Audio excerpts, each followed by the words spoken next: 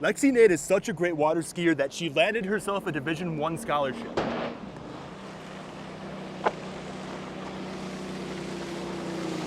There's a reason why they call Green Bay Title Town, USA. Yes, the Green Bay Packers play for a Super Bowl title in the regular season, but this year in training camp, they're playing for a WWE belt title.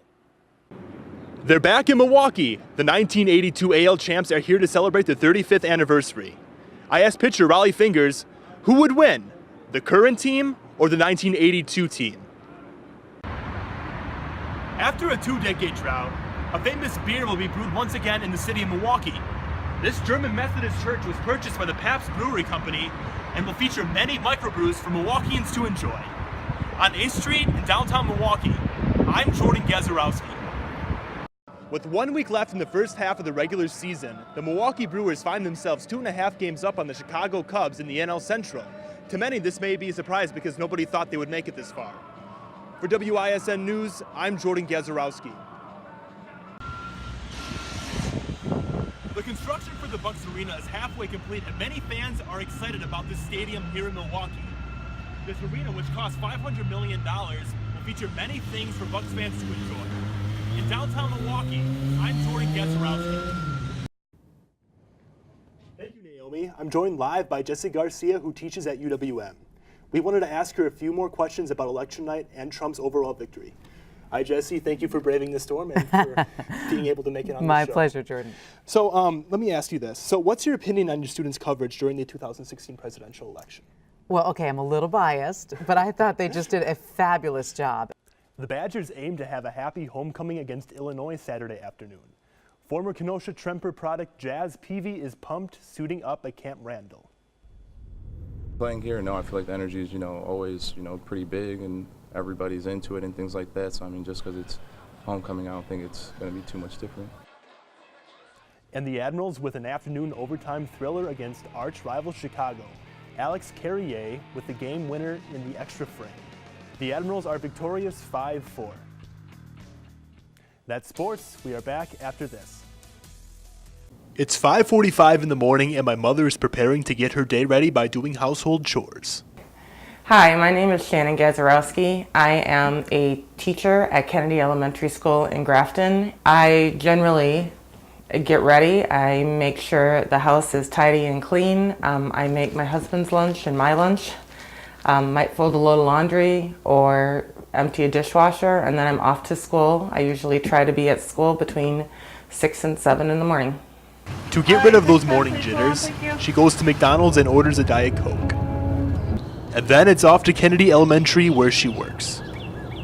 At the beginning of her day, she listens to her messages and returns phone calls to parents and other staff members.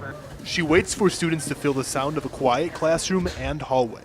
At 8:19, it's the start of the school day for her students. As the students walk into the classroom, they wake themselves up by dancing to educational songs.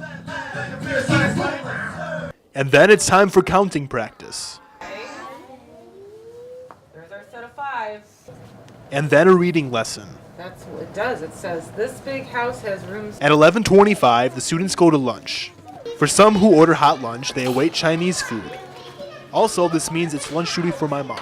I often walk around, talk to students, help them if they need help, answer questions, and make sure everyone's focused on eating.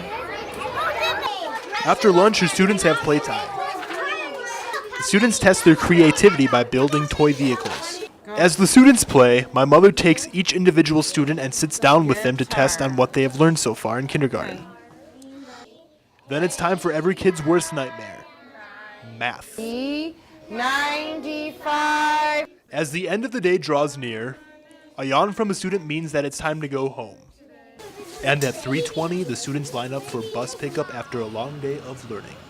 Every afternoon I have bus duty. I'm in charge of one bus line. Students line up and I take them to the bus and wish them a good night at home.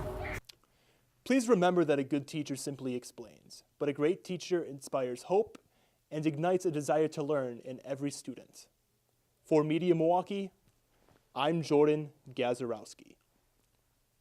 Overdose for poisoning with altered LSD 1545. As a fire truck leaves the station, a sound of a siren would be a common blare you would hear. These paramedics are responding to a growing epidemic that is hitting Milwaukee and other cities nationwide.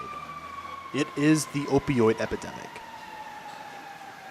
Drug overdoses in Milwaukee skyrocketed last year as 343 deaths and counting have been reported from the medical examiner's office. Deputy Fire Chief Stephen Reeg believes everyone in the city needs to combat this opioid epidemic together. The fire department isn't going to solve it on their own. The police department isn't going to solve it on their own. The health department isn't going to solve it by themselves. But all of us working together to try to find common ground, to pool our resources and try to help the community as much as we can, that's the key to this whole thing. The Milwaukee Fire Department looks to combat these numbers as fire trucks and ambulances are prepared and equipped with a life-saving drug called Narcan. I'm here in the back of a Milwaukee paramedic unit. The paramedics are the first ones to respond to an overdose. The drug Narcan reverses the opioid effect on the nerves, essentially preventing the high. The paramedics then administer the Narcan either through IV or the nasal. The type of opioid determines how much Narcan needs to be administered into the body. For a more powerful drug, and they're finding it with these opiates that are actually cut with synthetics or fentanyl or other types of drugs that make them extremely powerful to the point where our initial doses of Narcan don't reverse the effects of it. Narcan isn't only found on paramedic units. Stores around the Milwaukee area like Pick and Save, Metro Market, and Walgreens are considered to be the first stores to sell it over the counter in the state of Wisconsin. Paramedics and officers are required to carry Narcan on them at all times. Reeg knows how challenging the job of a paramedic can be. It tugs at the heartstrings of all of our paramedics and EMTs when they see somebody who is struggling with an addiction, who is using these drugs and not really knowing the significant impact that they're having on themselves and their family. As the garage door closes at the fire department, maybe one day Milwaukee will close its doors on the opioid epidemic. For Media Milwaukee, I'm Jordan Gasiorowski. Every vote counts, but when it comes to the Electoral College, it can be a numbers game. It takes 270 Electoral College votes to win the White House. Here's every state ranked by personal vote power in the world of Electoral College. New York comes in last because there are so many people, the personal vote there is worth the least. It was billed as the Women's March on Washington. Locally, both Madison and Milwaukee held smaller versions. Although crowds were still much larger than expected, our reporters covered it from a variety of angles. First, we turn to Jenna Gadish as she focuses on the older generation of women.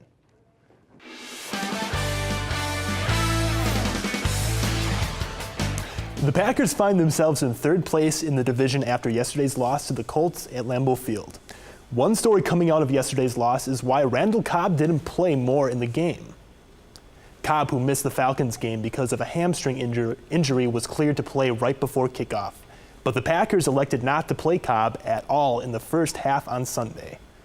But when the Packers found themselves down 2 touchdowns, they played him in the second half, and it paid off when he caught a touchdown pass in the fourth quarter. That got the Packers within 5 points. Here's Mike McCarthy today on why he didn't play Cobb more yesterday. Decisions on who's going to play, how they're going to be played. And here's the squirrel that got national attention yesterday when it ran out onto the field during the Packers game in the third quarter. The referees on the field had to stop play for a while he was running around. Even quarterback Aaron Rodgers referenced the squirrel during this post-game press conference. One of the big surprises of this election was the incredible turnout of rural voters for Trump, many of whom had gone for Democrats in the past. In fact, up and down the Mississippi River Valley, many cities and towns slipped in favor of Trump. We sent reporters to 3 states along the Mississippi to discover why voters in rural areas overwhelmingly voted Republican. Let's begin in Wisconsin. Rural areas of the state saw some of the biggest shifts that led to the Badger State switch from blue to red. Steven Stoyanovich and Jenna Gadish went to Prairie du Chien to find out why. Hi, I'm Jenna Gadish. And I'm Steven Stoyanovich, and we're here in Prairie du Chien, Wisconsin. Thank you, Steven and Jenna. Another state that went for Trump was Iowa. So we drove across the mighty Mississippi to find voters in rural areas there. Why did they flip? If they didn't, what did they think of their friends and neighbors who did? We found a quiet river town along the banks of the Mississippi and started asking people for their opinions. Jamie Anderson reports. In Milwaukee, I'm Jamie Anderson. The Wisconsin Department of Justice will deploy election integrity teams across the state to make sure nothing interferes with voters, but even regular citizens can stand and observe. Officials say they want to make the process as transparent as possible. The City of Milwaukee Election Commission activities. Milwaukee police also have plans to officers at polling sites tomorrow, reminding people that they can't do any kind of electioneering within 100 feet of the polling location's entrance. Luis and Jamie, back to you. That includes Milwaukee Area Technical College and the Journalism, Advertising, and Media Studies Department at UWM. This has been a joint collaboration looking back on Donald Trump's rise to victory and the public reactions afterwards. Thank you for watching. I'm Jordan Gasiorowski. I'm Emily Gallagher-Schmitz. And I'm Naomi Wilson. We hope you have a great day. Thanks for watching.